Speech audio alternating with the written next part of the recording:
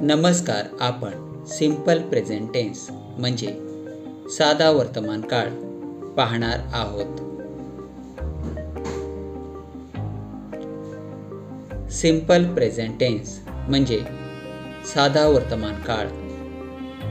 व्याख्या: एखादी क्रिया वर्तमान काळात घडत आहे असा जेव्हा उल्लेख करतात तेव्हा त्याला साधा वर्तमान काळ असे म्हणतात.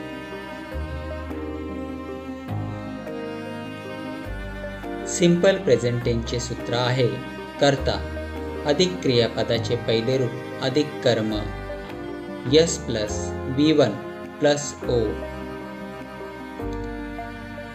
या ठिकाणी यस हा सब्जेक्ट म्हणजे कर्ता असून V1 हे वर्ब 1 म्हणजे क्रियापदाचे पहिले रूप आहे. नियम: he she it व एकवचनी नाम असल्यास क्रियापदाला एस किंवा ES प्रत्यय लागतो. उदाहरणार्थ I eat an apple म्हणजे मी सफरचंद खातो. I eat an apple या वाक्यामध्ये I हा सब्जेक्ट म्हणजे कर्ता आहे. इट हे वर्ब 1 म्हणजे क्रियापदाचे मूळ रूप आहे आणि an apple हे ऑब्जेक्ट म्हणजे कर्म आहे.